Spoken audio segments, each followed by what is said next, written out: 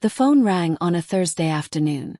I was watering my tomato plants when I heard it. The screen showed Rebecca's name. My son Michael's wife. She sounded excited, almost bouncy. She told me they wanted to surprise me with something special. A day trip to the old railway museum 2 towns over. She said they'd been planning it for weeks. A chance to ride on one of those beautiful old trains with wooden seats and brass handles. I hadn't been on a train in 20 years. Not since my husband George took me to visit his sister in the mountains.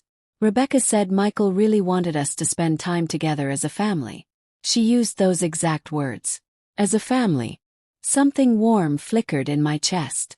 Maybe things were finally getting better between us. Maybe she was trying. I said yes before I could think twice. Michael sent me a text that evening. Just 2 words and a smiley face. Love you. Packed a small bag with snacks. I brought my blue cardigan, the soft one with pockets. I tucked in some mints and a small notebook I like to sketch in. Maybe I'd draw the countryside. Maybe I'd capture the moment we were all together, happy. They came to get me Friday morning. Rebecca wore a white sundress with tiny flowers on it. Her hair was pulled back in a neat bun. Michael drove. He wore his favorite baseball cap and sunglasses. The car smelled like vanilla air freshener. Too strong, but I didn't say anything. We drove for almost an hour.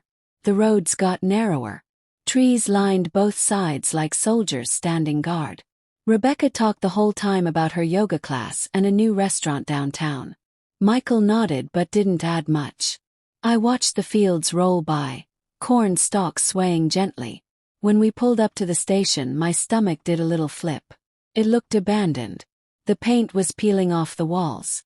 One window was boarded up. There were only 3 other cars in the parking lot. An old man sat on a bench reading a newspaper.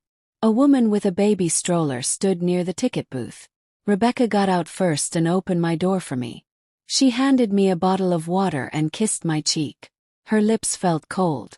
Michael said he needed to grab the tickets from inside. Rebecca walked with him toward the small building. I stood by the car, holding my bag, watching a bird hop along the train tracks. 10 minutes passed. Then 20. I walked closer to the building. The door was locked. I knocked. No answer. I turned around and scanned the parking lot.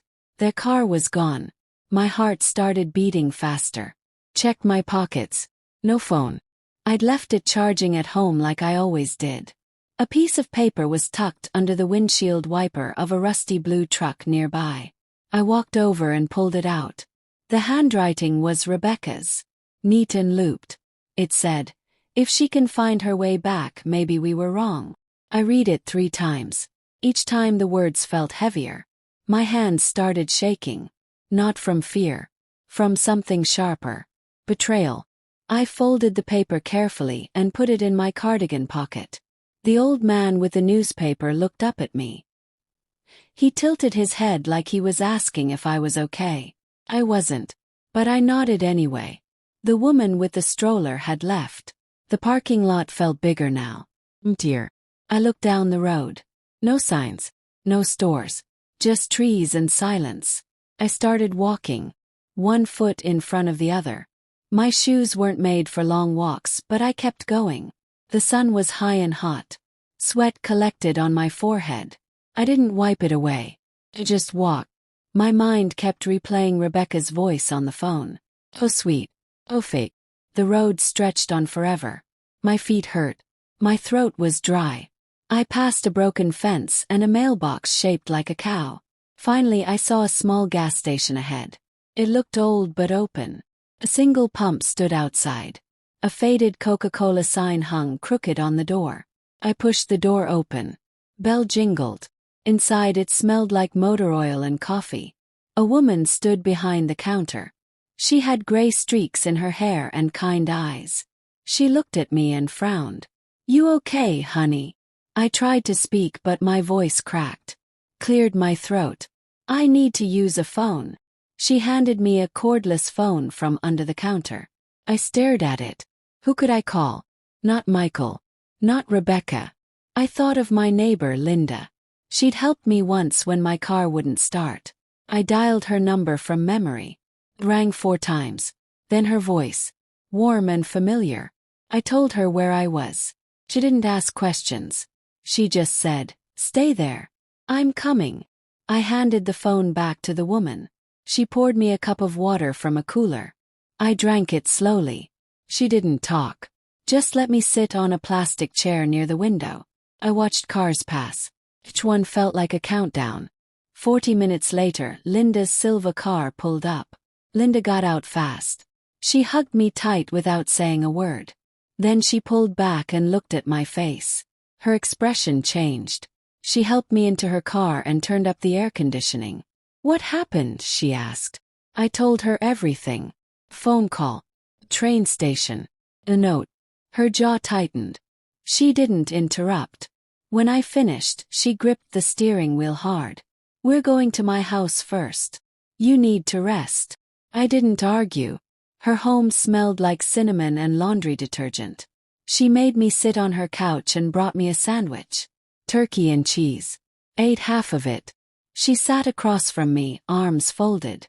"Do you want to go back to your house tonight?" Thought about it. My house didn't feel safe anymore. Not because of locks or alarms. Because of what I now knew. "Not yet," I said. She nodded. "You'll stay here then. As long as you need." That night, I lay in her guest bed staring at the ceiling. The room was painted pale yellow. A small lamp glowed on the nightstand. I couldn't sleep. My mind kept turning over the same questions. Why? How long had they been planning this? What did they want? And then a darker thought crept in. What else had they already done? The next morning, Linda made eggs and toast. We ate in silence. Then she handed me her phone. "Call your bank," she said. I hesitated. Just to check. Better safe than sorry. I dialed the number on the back of my debit card. A woman answered. I gave her my account number and answered security questions. Then she said something that made my stomach drop. "There was a request 2 days ago to add an authorized user. It's still pending approval." "Who requested it?" "Yes. A Rebecca Holloway." I thanked her and hung up. Linda was watching me. I told her what the bank said. Her face went pale. "You need a lawyer," she said. I didn't know any lawyers. But Linda did. She called her cousin, a woman named Angela who worked in family law. Angela agreed to meet me that afternoon. At her office, Angela sat across from me in a chair with wheels. She had short black hair and glasses that kept sliding down her nose. She listened carefully, took notes, asked questions. Then she leaned back. "This is elder exploitation. It's more common than people think. Family members trying to take control before you're actually unable to make decisions. What can I do?" "Yes." She smiled. Not a happy smile. A determined one. "We fight back. Quietly. Carefully. And we make sure they can't touch anything." Angela explained something called a legal freeze. It would stop anyone from making changes to my accounts, my property, or my medical decisions without a court hearing.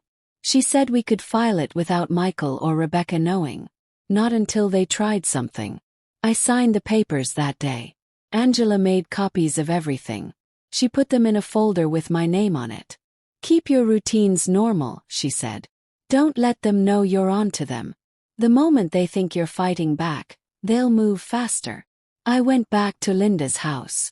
That evening, I asked her to drive me past my own home. Just to see. The lights were on inside. Michael's car was in the driveway. I felt a strange ache in my chest. That was my house. My space. And now it felt like enemy territory. Linda squeezed my hand. "You'll get it back. On your terms." He nodded. But I wasn't sure I wanted it back. Not the way it was. 2 days later I finally returned. I used my key and walked in slowly. Everything looked the same. But it felt wrong. The air was different. I checked my bedroom. My jewelry box had been moved slightly. The clasp was open. Inside, my grandmother's ring was missing. I sat on the edge of my bed. My hands were steady. I wasn't surprised. I was just sad. I started keeping a journal. Not the kind where you write about feelings. Record. I wrote down when Rebecca called, when they picked me up, the exact words on the note. I wrote about the bank, the missing ring. I kept the journal hidden inside a cookbook I never used. One on French pastries. No one would look there. Michael called me 3 days after the train station. His voice sounded normal. Usual. He asked if I wanted to come over for dinner. Said yes. I needed to see what they would do next. I needed to watch them. Dinner was lasagna. Rebecca made it from scratch. She smiled the whole time.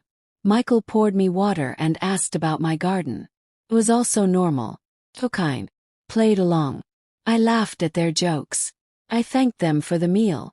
And I watched. Rebecca's eyes kept darting to my purse. Michael checked his phone twice under the table. When I got up to use the bathroom, I walked slowly past their office. The door was cracked open. I glanced inside. Papers were spread across the desk. I saw my name. Kept walking. In the bathroom, I splashed cold water on my face. I looked at myself in the mirror. My reflection looked tired. But my eyes were clear. I wasn't confused. I wasn't losing anything. I was seeing everything. The following week, Rebecca invited me to lunch. Just the two of us. She picked a cafe downtown with bright yellow walls and plants hanging from the ceiling. We ordered salads. She talked about a trip she wanted to take. Maybe to the beach. Maybe in the fall. Then she shifted. Her tone got softer. She reached across the table and touched my hand. "I've been worried about you," she said. I tilted my head. "Why?" "You've seemed distant. A little forgetful. Michael and I just want to make sure you're okay." I let the words sit there. Then I smiled gently. "I'm fine. Just getting older. It happens." She nodded. But her smile didn't reach her eyes. "We've been talking to someone. Financial advisor. Just to help organize things. You know, for the future." "What kind of things?" I asked. She waved her hand like it was nothing. "Bills. Counts. Making sure everything is easy for you." Thanked her. Told her that sounded nice. She seemed satisfied. She paid for lunch and drove me home. As I got out of the car, she handed me a folder. "Just some information. Look it over when you have time." Took it. Inside were brochures. 4 assisted living communities. 4 memory care centers. 4 estate planning services. I closed the folder and tucked it under my arm. My hands didn't shake. Not anymore. That night I called Angela. I told her about the lunch. About the folder. She was quiet for a moment. Then she said, "They're building a case. They want to show that you're declining. That you need help." "But I don't," I said. "I know. That's why we're going to make sure everyone else knows too." The next day, Angela arranged for me to see a doctor. Not my regular one. Specialist. Someone who could evaluate my memory, my decision-making, my mental clarity. I went through tests, puzzles, questions, word associations. Took 2 hours. At the end, the doctor smiled. "You're sharp as a tack," she said. She wrote a letter. Formal one. Stating that I was fully competent. Fully capable. Angela added it to my file. Now we had proof. Real proof. I felt lighter walking out of that office. Like I'd been holding my breath for weeks and finally let it out. But I knew this wasn't over. Not yet. Michael called that evening. He wanted to stop by. Said okay. When he arrived, he wasn't alone. Rebecca was with him. And so was someone else. A man in a suit. Michael introduced him as a family lawyer. My stomach tightened. But I smiled. I let them in. We sat in my living room. The man opened a briefcase. He pulled out papers. Lots of them. The man's name was Stephen. He spoke in a calm, slow voice. He said he was there to help me. That Michael and Rebecca cared deeply about my well-being. That they wanted to make sure I was protected. He slid a paper across the coffee table.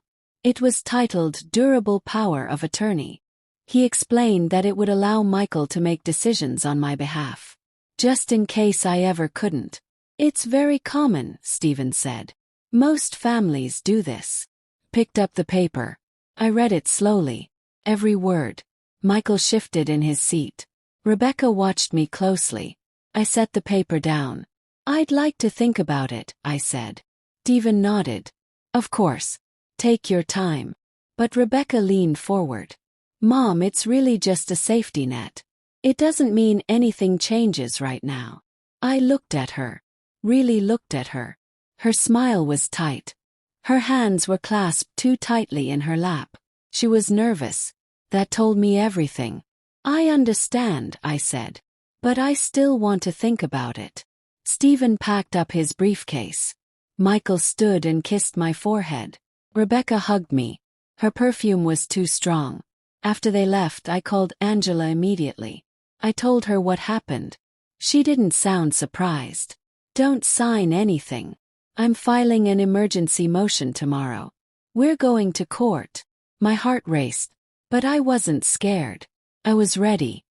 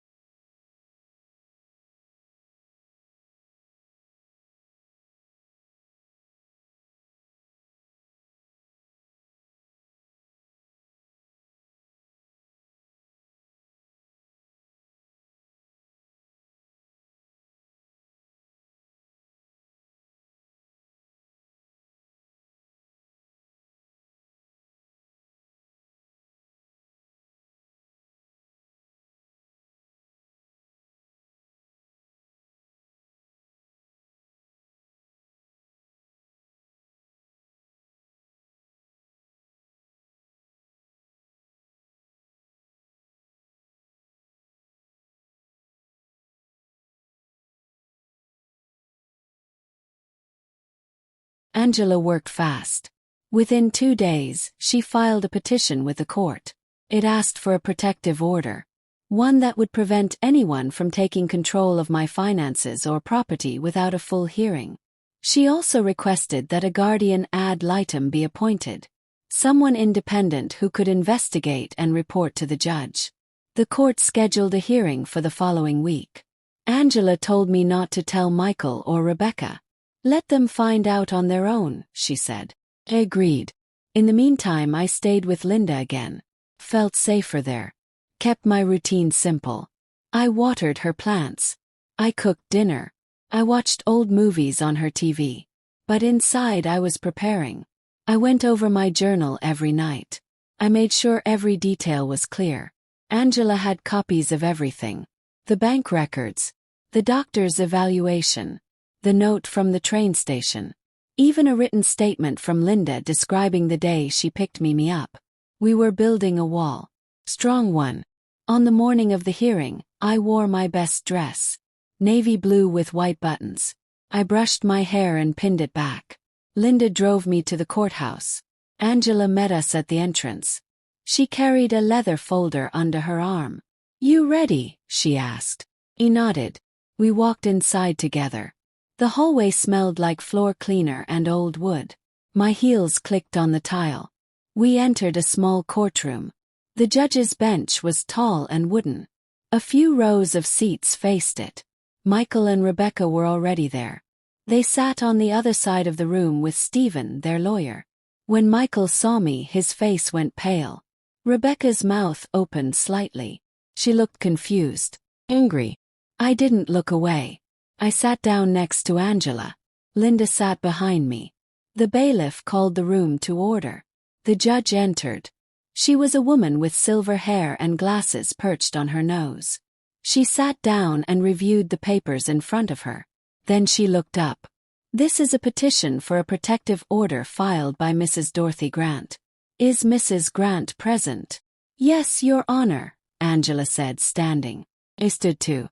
The judge nodded. "Please be seated. Let's proceed." Angela presented our case first. She explained the train station incident. The unauthorized attempt to access my bank account. The missing jewelry. The pressure to sign legal documents. She submitted the doctor's evaluation. The bank statements. My journal entries. Linda's statement. Everything. The judge listened carefully. She asked questions. Angela answered each one with precision. Then it was Stephen's turn. He stood and spoke smoothly. He said Michael and Rebecca were concerned, that I had been showing signs of confusion, that they only wanted to help. He painted them as loving family members acting out of care. But he didn't have proof. No medical records. No documentation. Just words. The judge asked Michael to speak. He stood slowly. His voice shook. He said he loved me. That he never wanted to hurt me. The judge asked Michael a direct question. Did you leave your mother at a train station? He hesitated. Rebecca touched his arm. He looked at her, then back at the judge. Yes, he said quietly. Why? The judge asked. He didn't answer right away. The silence was heavy. Finally he said, we wanted to see if she could manage on her own. The judge's expression didn't change. But I saw something flicker in her eyes. Disapproval. She turned to Rebecca. And you wrote the note. Rebecca lifted her chin. I was concerned. I thought if she couldn't find her way back, it would prove she needed help. The judge folded her hands. And did it occur to you that abandoning an elderly woman in an unfamiliar location might be dangerous, regardless of her mental state? Rebecca didn't answer. The judge looked down at the papers again. Then she looked at me. Mrs. Grant, do you feel you are capable of managing your own affairs? Understood. My voice was steady. Yes, Your Honor. I do. And do you wish for your son or daughter-in-law to have any legal authority over your finances or medical decisions? No, Your Honor. I do not. She nodded. Then she made her ruling. She granted the protective order. She froze all access to my accounts except for me. She ordered that no legal documents could be filed regarding my care without a full court review. And she assigned a guardian ad litem to check in with me every 3 months. Just to make sure I was safe. The courtroom was silent. Michael stared at the floor.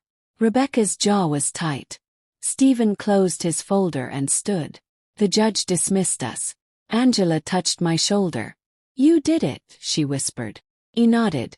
But I didn't feel victorious. Felt tired and sad. Outside the courtroom, Michael caught up with me. Mom, wait. Stop. Linda and Angela stayed close. I'm sorry, he said. His eyes were red. I never meant for it to go this far. Rebecca said. He trailed off. I looked at him. My son. The boy I raised. The man I no longer recognized. You made your choice, I said quietly. Now I've made mine. I walked away. Linda drove me back to her house. I didn't cry. I just stared out the window. That evening, I sat on Linda's porch with a cup of tea. The sky was pink and orange. Birds sang in the distance. Angela called to check on me.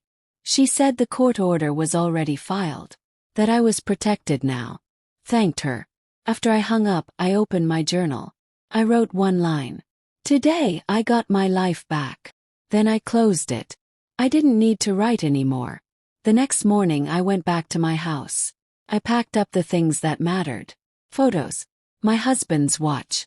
My grandmother's quilt. I left the rest. I decided to sell the house. Start fresh somewhere new. Maybe closer to Linda. Maybe somewhere I'd never been. Over the next few weeks I started rebuilding. I opened a new bank account. One that only I had access to. I changed my phone number. I hired a company to pack up my house and put it on the market. Sold faster than I expected. A young couple with a baby bought it. I was glad. It deserved to be filled with love again. I found a small apartment across town. 2 bedrooms. Hardwood floors. A balcony with a view of a park. Felt like mine. Truly mine. I bought new furniture. Soft couch. A small kitchen table. Plants for the windowsill. I hung pictures on the walls. Photos of my husband. Of trips we took. Of my garden. I didn't hang any pictures of Michael. Not out of spite. Just because I needed space to heal. Linda helped me settle in. She brought over a casserole and a bottle of wine. We sat on my new couch and talked for hours. She told me how proud she was, how strong I'd been. I didn't feel strong. I just felt like I'd survived. Angela stopped by one afternoon with papers for me to sign. Final documents protecting my estate. She also brought a small gift. A journal with a leather cover. For new memories, she said. Hugged her. After she left, I sat on my balcony with a cup of coffee. I watched people walk their dogs in the park below. Children played on the swings. The world kept moving. And so did I.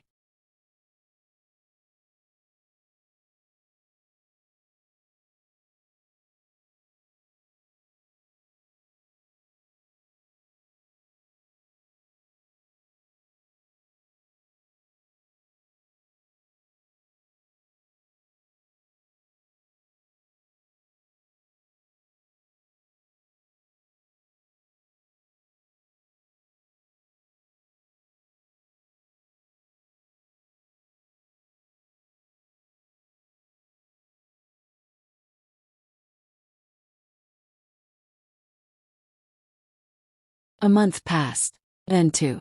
I started volunteering at a community center. I taught a painting class for seniors. We worked with watercolors. I wasn't very good, but neither were they. We laughed a lot. I made friends. Real ones. People who didn't want anything from me. One afternoon, a woman named Claire asked if I wanted to join her book club. Said yes. We met every Thursday evening. We drank tea and talked about stories. Felt normal. Felt good. I also started seeing a therapist. Her name was Dr. Patel. She had a calm voice and a cozy office with soft lighting. I told her everything. About the train station. About Michael and Rebecca. About the court hearing. She listened without judgment. She helped me untangle the feelings I'd been carrying. The guilt. The anger. The sadness. You did nothing wrong, she said one day. He nodded. But it took a while to believe it. One evening my phone rang. Unknown number. I almost didn't answer. But something made me pick up. It was Michael. His voice was quiet. Tentative. Mom, I know you probably don't want to talk to me. But I needed to say I'm sorry. Really sorry. I didn't respond right away. I've been going to therapy, he continued. Rebecca and I are separated. I'm trying to figure out how I let things get so bad. I sat down slowly. I appreciate you telling me, I said. But I need time. I understand, he said. I just wanted you to know I love you. And I'm sorry. We hung up. I sat there for a long time. I didn't cry. I just breathed. Spring turned into summer. I planted flowers on my balcony. Petunias and marigolds. They bloomed bright and cheerful. I started taking walks every morning. Around the park. Past the coffee shop. Through the neighborhood. I liked the routine. I liked the quiet. One day, I ran into the woman from the gas station. The one who'd given me water. She recognized me immediately.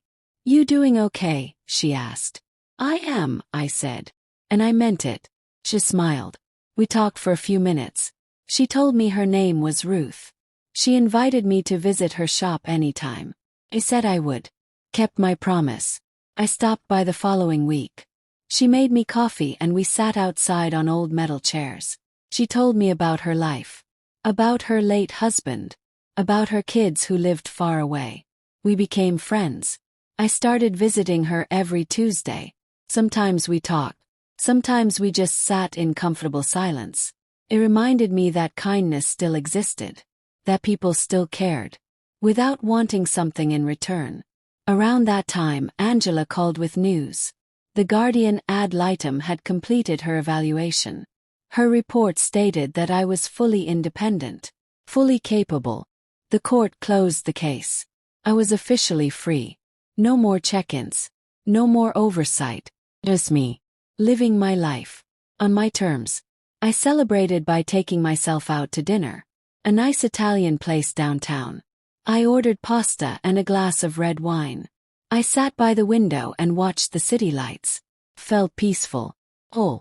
One afternoon I received a letter in the mail. It was from Rebecca. I almost threw it away. But curiosity got the better of me. Opened it.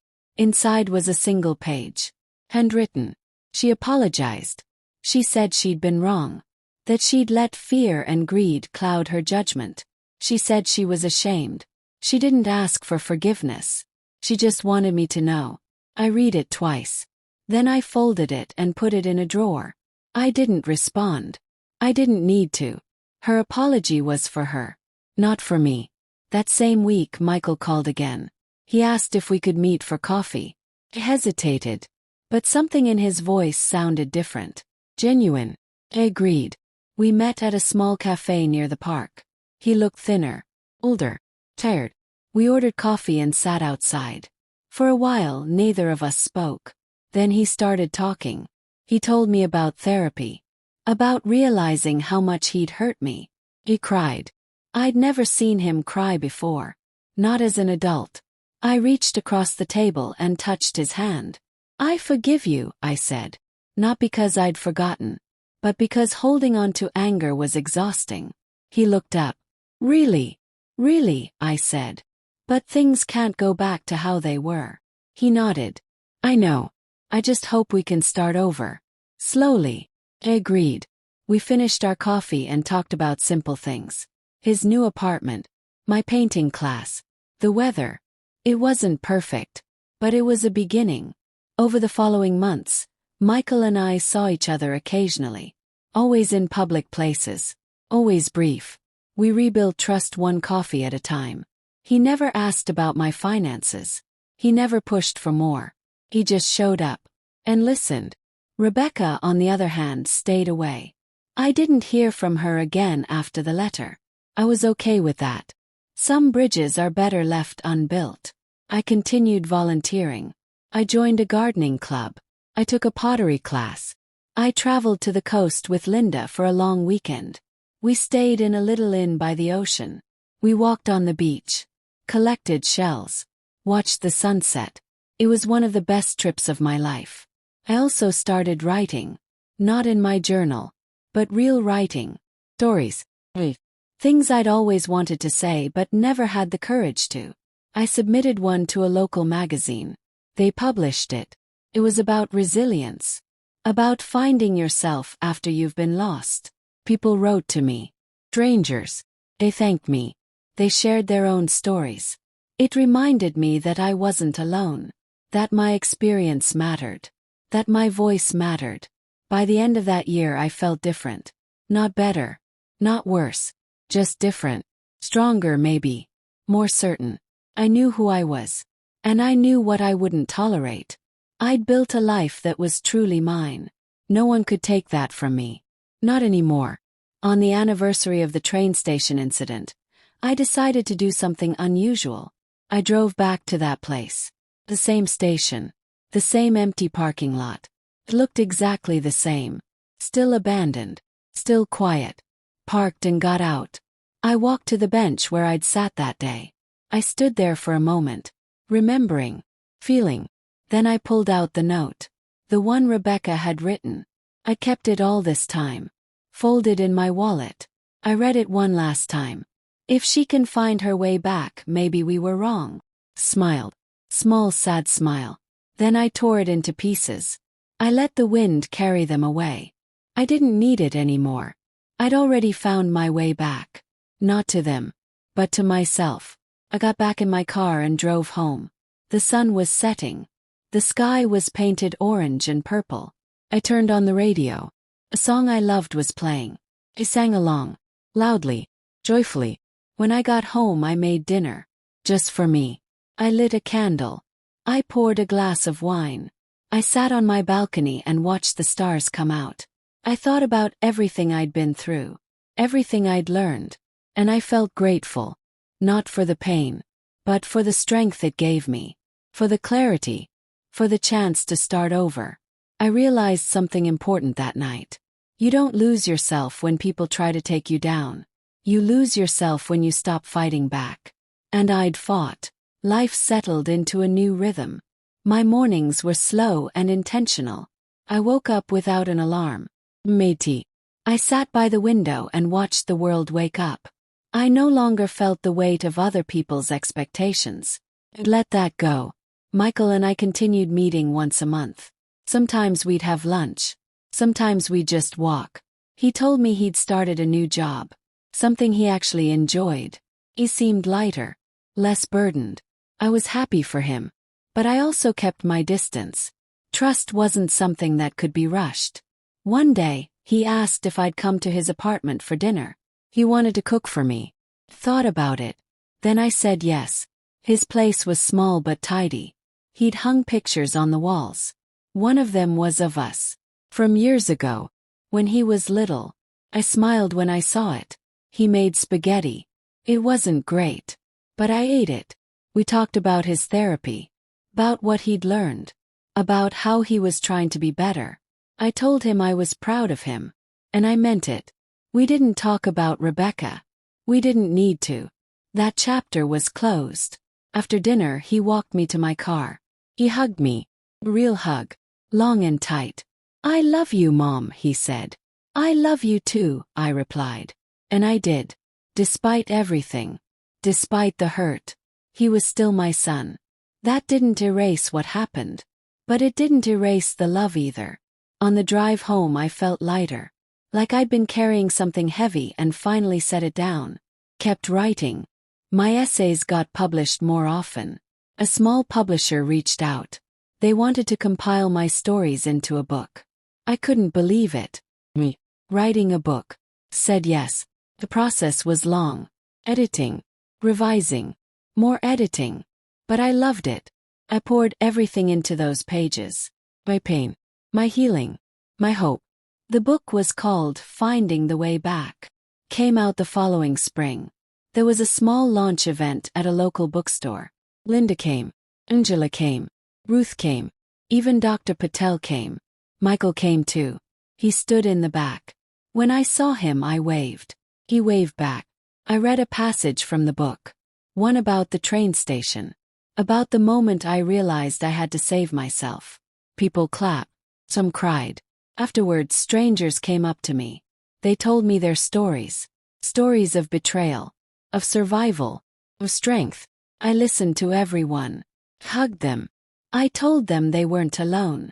That night, I sat in my apartment surrounded by flowers and cards. I opened the book and looked at the dedication page. It read, "For everyone who has ever been left behind, you are stronger than you know. And you will find your way back." I closed the book and smiled. I had found my way back. And I'd helped others find theirs too. That felt like enough. More than enough. Felt like everything. Summer came again. I celebrated my birthday with a small gathering. Linda, Ruth, Claire from book club. Few others. We ate cake on my balcony. We laughed until our sides hurt. I blew out the candles and made a wish. Not for wealth. Not for recognition. Just for peace. For continued strength. For more days like this. Surrounded by people who truly cared. Michael sent me flowers. A beautiful arrangement of sunflowers. My favorite. The card said, "Happy birthday, Mom. Thank you for giving me another chance." I put them in a vase on my kitchen table. Every time I looked at them, I felt a little warmth in my chest. Things weren't perfect. But they were better. And that was enough. One afternoon I got a call from Angela. She wanted to have lunch. We met at a sandwich shop downtown. She told me she'd been following my book. That it was inspiring others to seek help. To stand up for themselves. She said she'd seen an increase in calls from people dealing with elder exploitation. People who felt alone. Who didn't know they had options. "You've made a difference," she said. I didn't know what to say. I just smiled. After lunch we walked through the park. The flowers were in full bloom. Children ran past us laughing. Dogs chased frisbees. Angela stopped near a bench and turned to me. "I want to ask you something," she said. "There's a support group starting at the community center. For people who've experienced what you did. Would you consider speaking? Sharing your story?" Thought about it. The idea of standing in front of strangers and reliving everything felt heavy. But then I remembered all the letters I'd received. All the people who'd thanked me. Yes, I said. I'll do it. The first meeting was 2 weeks later. I walked into a small room with folding chairs arranged in a circle. People sat waiting. Their faces showed the same exhaustion I'd once felt. The same confusion. The same hurt. I sat down and introduced myself. Then I told them everything. About the train station. About the note. About fighting back. About winning. When I finished, the room was silent. Then a woman in her 70s raised her hand. Her voice shook when she spoke. My daughter took my checkbook last month. She said I was too forgetful to manage it. But I'm not. I just didn't want to argue. Others nodded. They shared their stories too. Sons who'd moved into their homes and wouldn't leave. Grandchildren who'd stolen credit cards. Spouses who'd isolated them from friends. Each story broke my heart, but also made me stronger. 'Cause I knew I could help. We met every week after that. I brought resources, phone numbers for lawyers, information about protective orders. We practiced saying no. We role-played difficult conversations. Slowly I watched them change. Their shoulders straightened. Their voices grew steadier. They started fighting back too. One woman named Patricia called me late one night. She was crying. Her son had shown up demanding money. She'd said no for the first time ever. He'd yelled, slammed the door, left. Did I do the right thing? She asked. Yes, I said firmly. You absolutely did. She sobbed with relief. 2 weeks later, she filed for a restraining order. She came to group and told everyone. We cheered. Actually cheered. Felt like a victory for all of us. Around that time, a local news station reached out. They wanted to do a story about elder exploitation. About my book. About the support group. I hesitated. I didn't want attention. But Angela encouraged me. People need to know this happens. And that there's hope. I agreed to the interview. The reporter was kind. Professional. She asked good questions. We filmed at the community center. Some of the group members agreed to be interviewed too. Their faces were blurred for privacy. But their voices were strong. The segment aired on a Tuesday evening. My phone rang constantly afterward. People wanting help. People sharing their stories. People thanking me. It was overwhelming. But also beautiful. I realized my pain had purpose. That what I'd survived could help others survive too. The support group grew. We had to move to a bigger room. 20 people. Then 30. We started a second group on Saturdays. I recruited volunteers. People who'd been through similar situations. Who understood. Who could listen without judgment.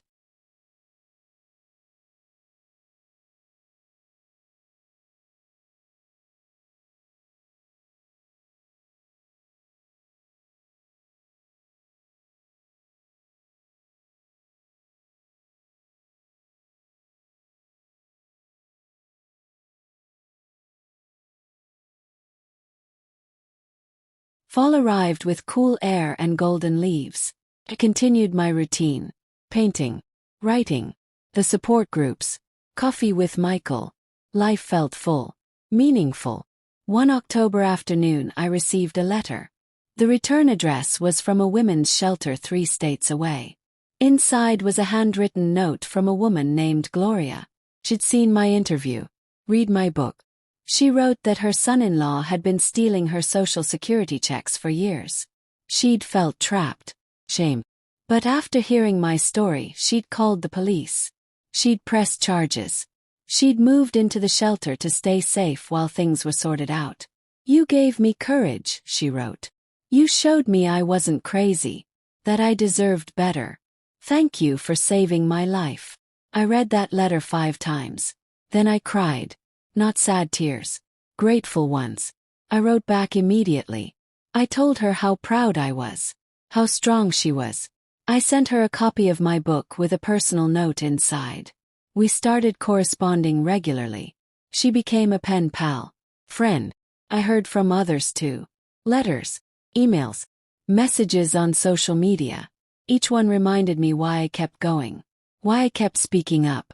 One evening, I gathered all the letters and put them in a box. I labeled it Reasons to Keep Fighting. Whenever I felt tired or discouraged, I'd open that box, read a few, remember why it mattered. Linda came over that night with takeout. We ate on the couch and watched a movie. Halfway through, she paused it. "You know you're kind of a hero, right?" she said. I laughed. "I'm not a hero. I just survived." "That's what makes you a hero," she replied. I didn't argue. I just hugged her. Winter came quietly. The first snow fell on a Sunday morning. I stood on my balcony and watched it cover the park in white. Everything looked peaceful, clean. Michael called and asked if he could come over. Said yes. He arrived with hot chocolate and pastries from my favorite bakery. We sat by the window and watched the snow together. "I've been thinking," he said, "about what happened.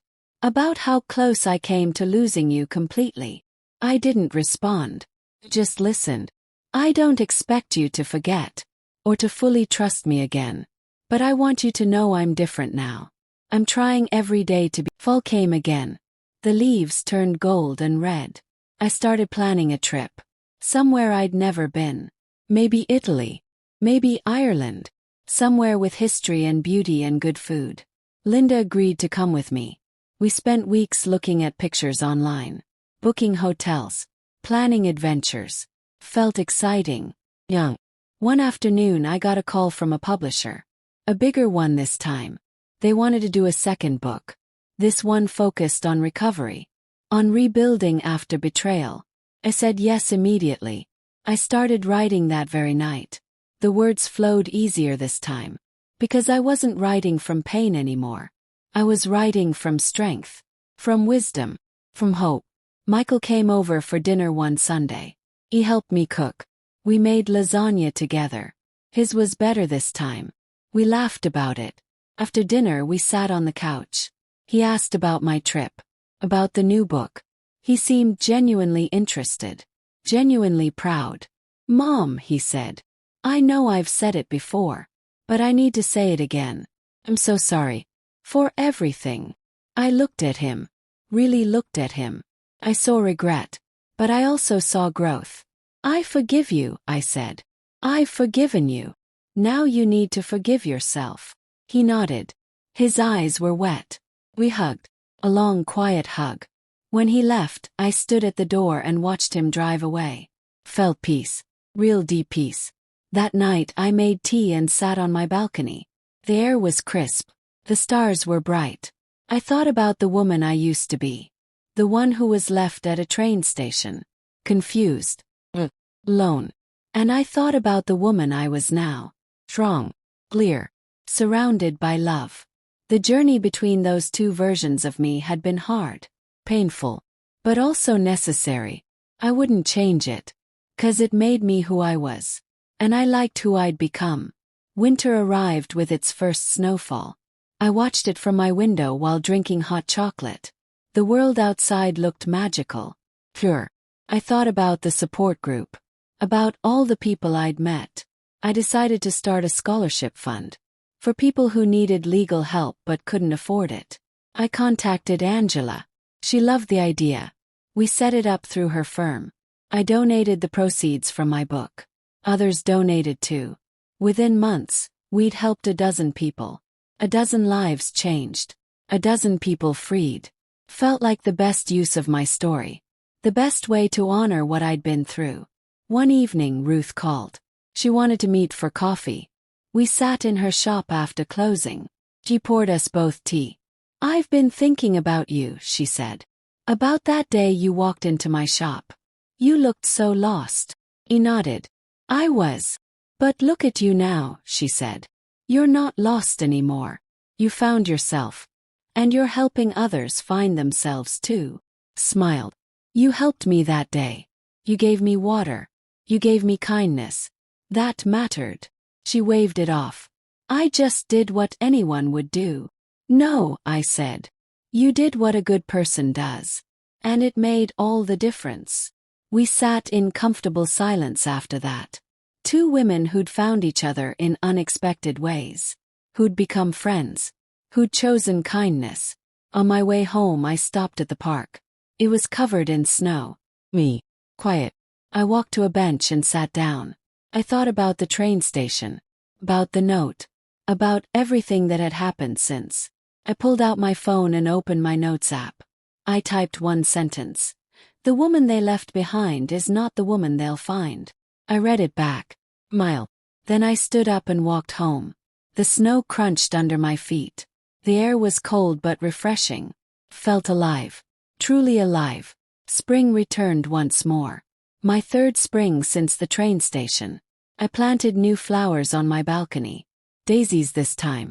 Bright and cheerful. Linda and I finalized our travel plans. We were leaving for Ireland in May. 2 weeks of exploring, eating, laughing. I couldn't wait. The support group continued to grow. We now had 4 groups running each week. Volunteers helped facilitate. We'd created a network of resources. Community of survivors. One woman, Ellen, approached me after a meeting. "I want to do what you do," she said. "I want to help others." Smiled. "Then do it. Start small. Share your story. Listen to others. That's all it takes." She nodded. Determined. 6 months later, she started her own group in a neighboring town. I attended the first meeting. Watched her lead with compassion and strength. I was so proud. My second book came out in April. The launch was bigger this time. More people came. Media coverage. Interviews. It was overwhelming but wonderful. Michael was there. Front row. When I finished reading, he stood and clapped. Loudly. Proudly. Afterward, he hugged me tight. "I'm so proud of you, Mom." "Thank you," I said. "That means everything." The book did well. Better than the first. It reached people across the country. I got letters from places I'd never been. From people I'd never meet. But who felt connected to my story. Who felt less alone because of it. One letter came from a man named Robert. His mother had been exploited by his brother. She'd passed away before anything could be done. He wrote that reading my book helped him process his grief. Helped him forgive himself for not seeing the signs. I wrote back immediately. I told him it wasn't his fault. That these situations are designed to be hidden. That his mother would be proud of him for seeking understanding. He wrote back thanking me. Said he was going to therapy now. That he was healing. Those letters reminded me why I kept going. Why I kept speaking. Why I kept fighting. They came. Linda and I boarded the plane to Ireland. I'd never flown overseas before. I was nervous but excited. The flight was long. But when we landed and stepped outside, the air smelled like rain and grass. It was beautiful. We stayed in small bed and breakfasts. We visited castles. Walked through green hills. Drank tea in cozy pubs. We talked and laughed and took 100 pictures. One afternoon we stood on the cliffs of Moher. The wind whipped around us. The ocean stretched endlessly below. Felt so small. But also so connected. To the earth. To life. To myself. "This is incredible," Linda said. "It is," I agreed. "Thank you for coming with me." "Are you kidding?" she laughed. "Thank you for bringing me." We stood there for a long time. Just taking it in. When we returned home, I felt refreshed. Renewed. Ready for whatever came next. Michael picked me up from the airport. He hugged me and said he'd missed me. We grabbed dinner on the way home. He told me about his life. About work. About his girlfriend, who he was getting serious with. "I'd like you to meet her," he said. Soon. Summer was beautiful. Warm days. Cool nights. I spent time on my balcony. Reading. Writing. Thinking. The scholarship fund continued to grow. We'd helped over 50 people now. Each case was a victory. Each person mattered. One afternoon, Patricia called. She wanted to take me to lunch. To celebrate. Celebrate what? Yes. 1 year since I got my restraining order. 1 year since I took my life back. We met at a small cafe. She looked different. Lighter. Happier. We talked about her year. About the challenges. The victories. The growth. "I couldn't have done it without you," she said. Yes, you could have, I replied. I just walked beside you. She shook her head. No, you showed me it was possible. That made all the difference. We hugged before leaving. I watched her walk to her car, confident, free. That image stayed with me. One evening I sat down and wrote a letter. Not to anyone specific. Just to the universe. I wrote about gratitude. About the journey. About the people who'd helped me. Linda. Angela. Harold. Ruth. Dr. Patel. Michael in his own complicated way. I wrote about the strangers who'd become friends. The survivors who'd become warriors. The pain that had become purpose. I wrote until my hand cramped. Then I folded the letter, put it in an envelope, and placed it in my box of reasons to keep fighting. That night I dreamed about the train station. But this time I wasn't alone. I was surrounded by people. All the people I'd met. All the people I'd helped. We were standing together. Strong. United. When I woke up I smiled. It was just a dream. But it felt like a promise. A reminder that I was never truly alone. Not anymore. Fall returned. My favorite season. The air turned crisp. The leaves painted the world in warm colors. I received an invitation to speak at a national conference on elder rights. In Washington, D.C. Accepted. The event was in November. I prepared carefully. This was the biggest audience I'd ever address. Thousands of people. Policymakers. Advocates. Survivors. When the day came I stood backstage. My heart pounded. But when I walked onto that stage and saw all those faces I felt calm. I told my story one more time. But I also told their stories. Patricia's. Gloria's. Ellen's. All the stories I'd collected over the years. I talked about the need for better laws. Better protections. Better support systems. I talked about the power of community. Of speaking up. Of refusing to be silenced. When I finished, the applause was thunderous. People stood. Some rushed the stage afterward. They hugged me, thanked me, told me their stories. I listened to every single one. That night I sat in my hotel room, exhausted but fulfilled. I called Linda. I did it, I said. I know you did, she replied. I'm so proud of you. I couldn't have done any of this without you, I said. Yes, you could have. But I'm glad I got to be part of it. We talked for an hour. About everything and nothing.